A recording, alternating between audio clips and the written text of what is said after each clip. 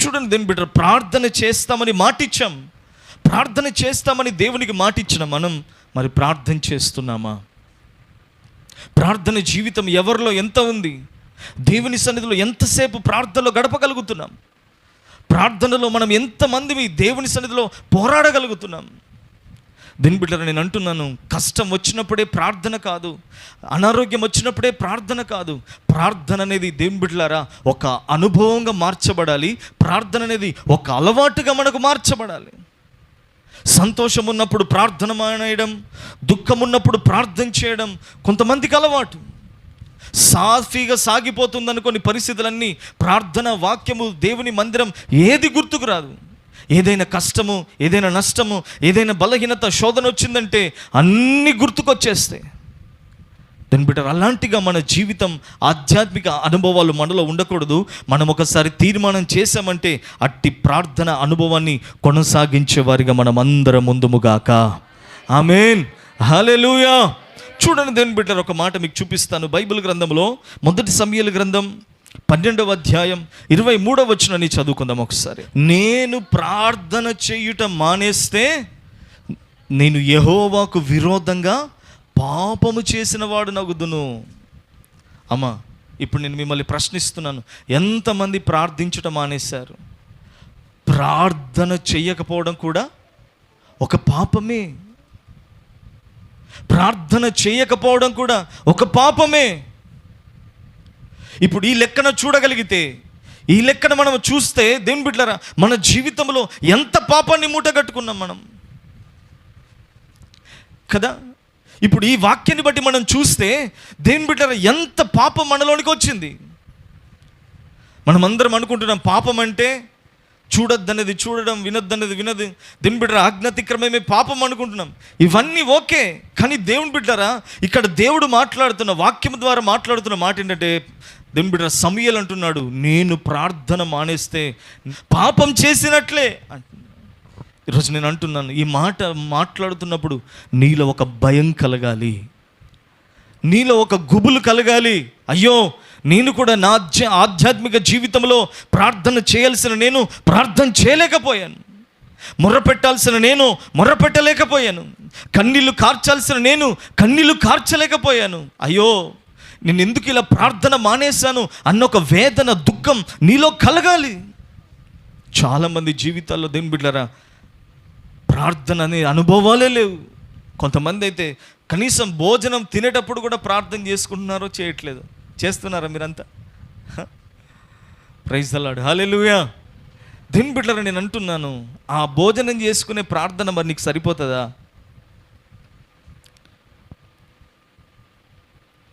నేను అంటున్నాను, ప్రార్థన చెయ్యని వాడు నిజ క్రైస్తవుడిగా బతకలేడు. అమ్మా, అర్థమవుతుందా?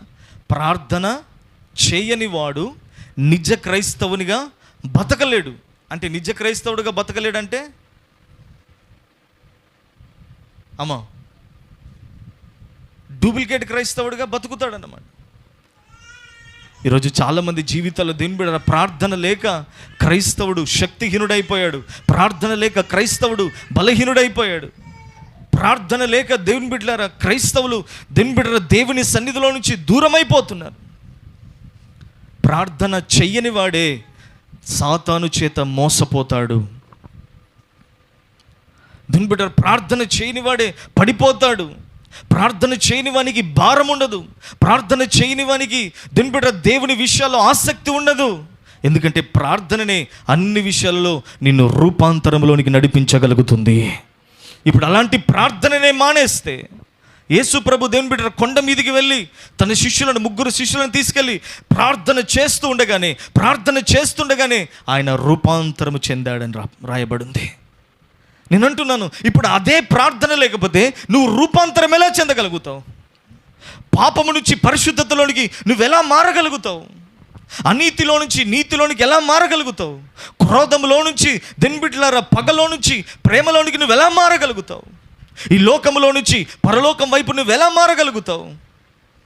శరీరంలో నుంచి దెన్బిట్ల క్షయమైన స్థితిలో నుంచి అక్షయమైన స్థితిలోనికి నువ్వు ఎలా మారుతావు? నేను అంటున్నాను, ఇవన్నీ మార్పునకు కారణం ఒక ప్రార్థన ద్వారా నీలో ఆరంభం కాబోతుంది. అందుకే సంగమా, నేను చెప్పాల్సిన ఒక మాట ఏంటంటే, క్రైస్తవుడు ప్రార్థన మానేస్తే తను రూపాంతరము చెందే ప్రక్రియ ఏదైతే ఉందో అది ఆగిపోతుంది. యేసులాగా మారడం కానీ, యేసులాగా మాట్లాడడం కానీ, యేసులాగా నడవడం కానీ, యేసులాగా జీవించడం కానీ, యేసులాగా పరిశుద్ధంగా బతకడం కానీ, దీని బట్టి అన్నీ ఆగిపోతాయి. నువ్వు ట్రాన్స్ఫర్మేషన్లో నుంచి తొలగిపోతున్నావు. యేసులాగా మారాల్సిన నీవు ప్రార్థించక నీలోనే నీవు అలానే ఉండిపోతున్నావు. అందుకే సంగమా, ఈరోజు దేవునితో మాట్లాడుతున్న మాట ఏంటంటే, ప్రార్థన చేసేవాడు యేసు వలె రూపాంతరము చెందగలుగుతాడు. ఆమేన్, హల్లెలూయా, హల్లెలూయా. ప్రార్థన చేయగలిగితే, ప్రార్థన ద్వారా చాలామంది దేవుని బిడ్డరా తమను తాము నలగొట్టుకున్న పరిశుద్ధులు ఉన్నారు. పౌలు అంటాడు, దేవుని బిడ్డలారా, నేను ఏం చేస్తున్నాను, నల్లగొట్టుకుంటున్నప్పుడే మనం వెలిగించబడతాం.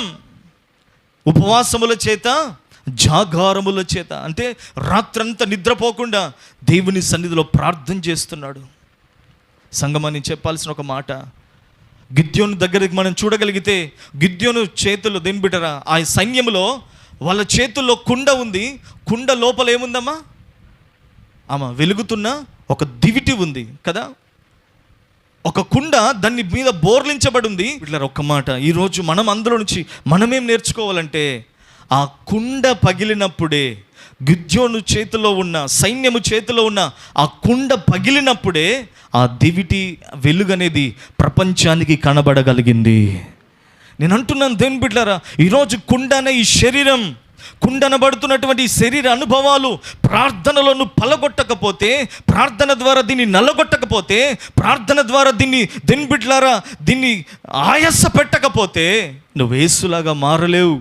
అందుకే సంగమా, ప్రభు నీతో మాట్లాడుతున్న మాట ఏంటంటే, ప్రార్థనలో ఆధ్యాత్మిక విలువలు దాగి ఉన్నాయి, ప్రార్థనలో దేవుని కార్యాలు దాగి ఉన్నాయి. అందుకే సంగమా, ప్రపంచంలో దేవుని బిడ్డలారా మెజారిటీ క్రైస్తవులు ఈరోజు చాలామంది ప్రార్థనలో చల్లారిపోయారు. ఎందుకంటే నేను చెప్పే ఒక మాట, ప్రార్థన చేస్తే ప్రపంచం నీ మాట వింటుంది, ప్రార్థన చేయకపోతే ప్రపంచం మాట నువ్వు వినాల్సి వస్తుంది. అందుకే ఒక మాట, నువ్వు వింటున్నావా, నీకు విననట్లుగా అధికారంతో ఉంటున్నావా, ఒకసారి ఆలోచించు.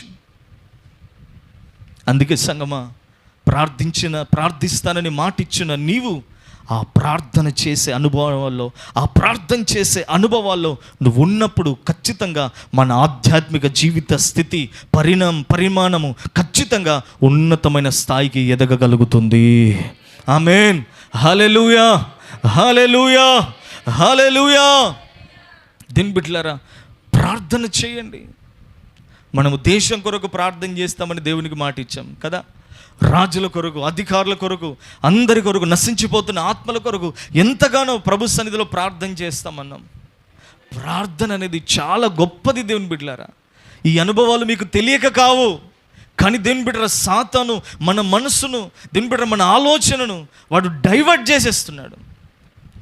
బ్రెయిన్ వాష్ అంటాం కదా అమ్మ, ఏమంట, ఏం చేస్తావులే, మన మనసును ప్రార్థన మీద నుంచి డైవర్ట్ చేస్తాడు.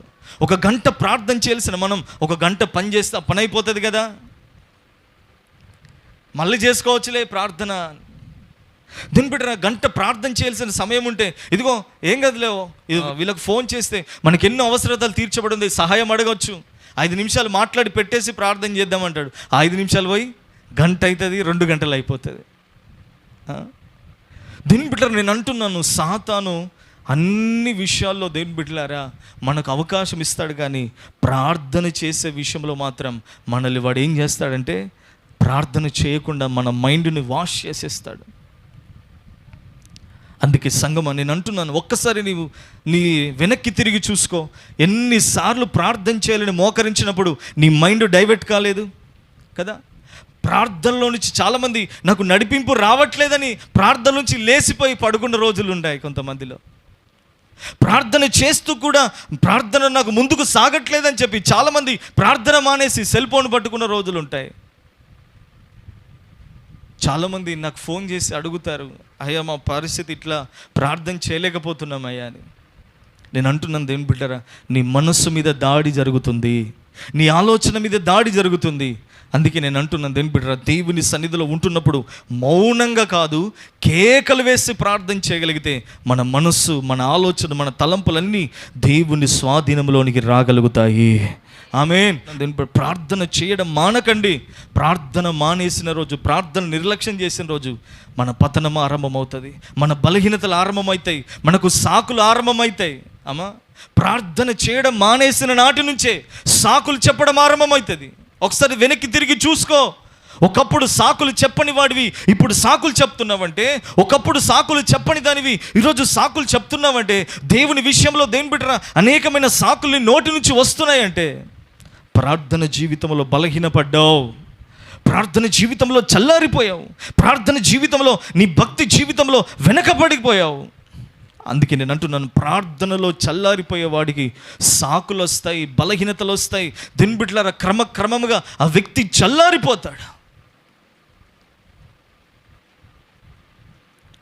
ఇప్పుడు ప్రార్థన చేయకపోతే అనుభవాలు ఎలా మారిపోతాయంటే, మధురమైన ద్రాక్షరసం ఒక నిర్జీవమైన నీళ్ళలాగా మారిపోతాయి. ఉల్టా జరిగిపోతుంది. ఒక నీరు, సాధారణమైన నీరు ద్రాక్షరసంగా మారింది. కానీ దేవుని బిడ్డరా చూడండి, ప్రార్థన చేయని నీ అనుభవాల్లో ద్రాక్షరసం నీరులాగా మారిపోతుంది. సంగమా, ఒక్క మాట గుర్తుపెట్టుకో, నిజంగా దేవుడు నీతో మాట్లాడుతున్నాడు. నువ్వు దేవునికి మాటిచ్చావు ప్రార్థన చేస్తానని, ఏదేమైనా ప్రార్థన చేస్తానని, ఏదేమైనా కన్నీళ్ళు విడుస్తానని, ఏదేమైనా ప్రభు సన్నిధిలో ప్రార్థనలో గడుపుతానని. ఈరోజు ఆ ప్రార్థన జీవితాల్లో చాలామందిలో లేవు దేవుని బిడ్డరా. ఈ విషయంలో మనం పశ్చాత్తాపడాలి, ఈ విషయంలో మనం సరి చేసుకోవాలి, ఈ విషయంలో మనం క్రమపరుచుకోవాలి, ఈ విషయంలో మనం దిద్దుకోవాలి. ఎప్పుడైతే మనం అలా చేయగలుగుతామో నూతనమైన కృప మనల్ని ఆవరించబోతున్నది. ఆమెను చెప్దామా గట్టిగా? హల్లెలూయా, హల్లెలూయా, హల్లెలూయా. అందుకే దేవుని బిడ్డ, ఒకవేళ నీలో ప్రార్థన ఆత్మ పని చేయట్లేదా, ప్రార్థన చేసే వారితో సమూహముతో నువ్వు ఉండగలిగితే నీవు ప్రార్థనలో ఉండగలుగుతావు. ఆమెను చెప్దామా గట్టిగా? ఒక్కటే సొల్యూషన్. అజ్ఞానికి జ్ఞానవంతుడిగా మార్చబడాలంటే నువ్వు జ్ఞానము ఉన్నవానితో మనము ఉండగలగాలి. అవునా కాదా? దీని బిడ్డ, ఒక చదువు లేనివాడు చదువు నేర్చుకోవాలంటే చదువు చెప్పగలిగిన వాడితో ఉండగలగాలి. అలానే దేవుని బిడ్డలారా, ఏ పని నేర్పు లేనటువంటి వాడు ఒక పని నేర్పగలిగిన వాడి దగ్గరికి రాగలిగితే అతన్ని చూసి మనం నేర్చుకోగలుగుతాం. అందుకే దేవుని బిడ్డలారా, లాయర్ దగ్గర ఒక జూనియర్ లాయర్ అసిస్టెంట్ ఉంటాడు కదా, తర్ఫీద్ కదా, అవునా కదా? ఒక పెద్ద పెద్ద డాక్టర్ దగ్గర కంపౌండర్ లాగా సిస్టర్స్ బ్రదర్స్ ఉంటారు, తర్ఫీద్. దీని బిడ్డ, ఏదైనా సరే నేను అంటున్నాను, ఎవరి దగ్గర ఉంటే ఆ పనిని నువ్వు నేర్చుకోగలుగుతావు. నేను అంటున్నాను, ఒక ప్రార్థన పరునితో ఉండగలిగితే, ఒక ప్రార్థన పరునితో సహవాసం చేయగలిగితే, ఒక ప్రార్థన పరునితో నువ్వు అడుగులు వేయగలిగితే వారి మీద ఉన్న ప్రార్థనాత్మ నీ మీద కూడా కుమ్మరించబడగలుగుతుంది. ఆమేన్, హల్లెలూయా. అందుకే నేను అంటున్నాను, నీ ఫ్రెండ్షిప్ బలహీనులతో వద్దు, భక్తిహీనులతో వద్దు. వారి వల్ల నీవు కూడా అలానే మారిపోతావు. అలా మారింది చాలు. ఇప్పుడైనను నువ్వు మార్పు నొంది ప్రార్థన పరునితో సహవాసం చేయి. అందుకే సేవకులతో మనం ఎందుకు సహవాసం చేయాలి? సేవకులు ఎందుకు ప్రార్థనలో ఉన్నప్పుడు మనం ఎందుకు రావాలి? దిన్బిడ్లారా, వారి మీద పనిచేసే ఆ భారం, ఆ దర్శనం, దిన్బిడ్లారా, ఆ ప్రార్థనాత్మ నిన్ను కూడా తాకగలుగుతుంది. అప్పుడు నీలో కొత్త జీవము ఆరంభించబడగలుగుతుంది. ఆమేన్, హల్లెలూయా. అందుకే నేను చెప్పాల్సిన ఒక మాట ఏంటంటే, దేవుని బిడ్డల సంగమా, ఒక్క మాట, ఖచ్చితంగా ప్రార్థన చేసే గుంపుతో ఉండు, ప్రార్థన ఆత్మ నీ మీదకి దిగి రాగలుగుతుంది. ఆమేన్, హల్లెలూయా, హల్లెలూయా. చూడండి, యాకోబు ఉన్నాడు, మోసగాడు కదా, 20 సంవత్సరాలు పైబడే దేవుని యొక్క దర్శనాన్ని అన్నీ మర్చిపోయాడు. కానీ యబ్బోకు రేవు దగ్గరకు వచ్చి కన్నీళ్లతో ప్రార్థన చేస్తే దేవుడు అతన్ని దాటిపోలేదు. నేను అంటున్నాను దేవుని బిడ్డరా, ఈరోజు కూడా ఎంతకాలము ప్రార్థన జీవితాన్ని నిర్లక్ష్యం చేశావో, ఎంతకాలము దేవుని నిర్లక్ష్యం చేశావో, ఎంతకాలము దేవుని ప్రేమ నిర్లక్ష్యం చేశావో, దేవుని బిడ్డరా, వాటి విషయంలో ఎంత నిర్లక్ష్యంగా ఉన్నావు. అయితే దేవుడి రోజు నీతో మాట్లాడాడు. యబ్బోకు రేవు దగ్గర యాకోబు మోకరించినట్లుగా ఈరోజు దేవుని మందిరంలో, నీ వ్యక్తిగత జీవితంలో, నీ ఇంట్లో ఎక్కడైనా నువ్వు మోకరించి ప్రార్థన చేయగలిగితే ఇది మొదలుకొని దేవుడు నీ జీవితాన్ని మార్చబోతున్నాడు. ఇది మొదలుకొని నీ జీవితంలో కార్యం చేయబోతున్నాడు. అందుకే నేను అంటున్నది ఏం బిడ్డరా, గతమైంది పోని, గతం పోని, ఇప్పటి నుంచైనా ప్రార్థన చేసే అనుభవాలు మనందరికీ దేవుడు అనుగ్రహించునుగాక. ఆమేన్.